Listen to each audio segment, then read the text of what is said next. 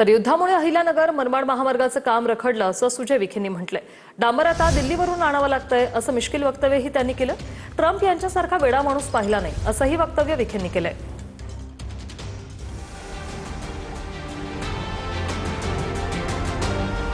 अहिल्यानगर मनमाड महामार्गाच्या कामावरून माजी खासदार सुजय विखे पाटील यांनी थेट अमेरिकेचे राष्ट्राध्यक्ष डोनाल्ड ट्रम्प यांना जबाबदार धरले।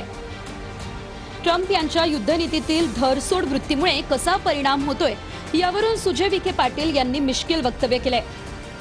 युद्धामुळे रस्त्यासाठी डांबर मिळत नाही याचा थेट परिणाम रस्त्याच्या कामावर होतोय असा दावा सुजय विखे यांनी केलाय।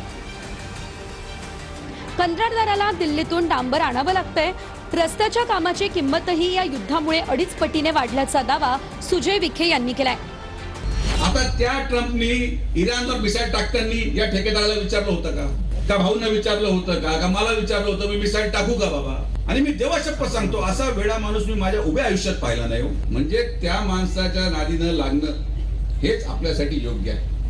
आज डांबर न मिळत असल्यामुळे भाऊ या कॉन्ट्रॅक्टरला डांबर दिल्लीहून आणावं लागतं। जे रस्त्याची किंमत आज 5 रुपये असेल त्या किमती वाढून 2.5 पटीने किंमत वाढून त्या गोष्टीला पण मंजुरी घ्यावी लागते। हे टेक्निकल मुद्दे आहेत। आता मनमाड अहिल्यानगर जो रस्ता आहे तो काही ट्रम्प येऊन करणार नाही।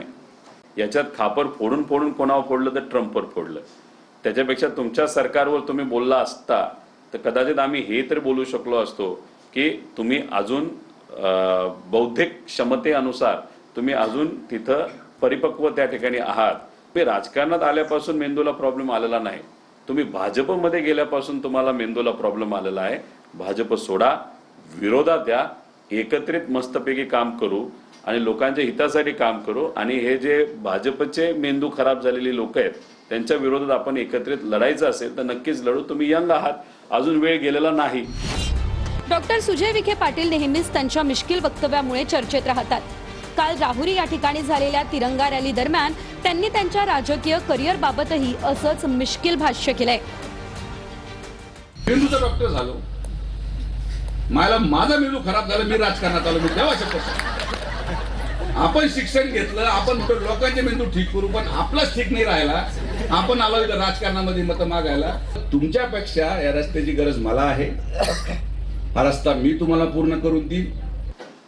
ते डॉक्टर आहेत, ते स्वतःच्या संस्थेमधून डॉक्टर झालेत असं आम्हाला त्या ठिकाणी कळलेलं आहे।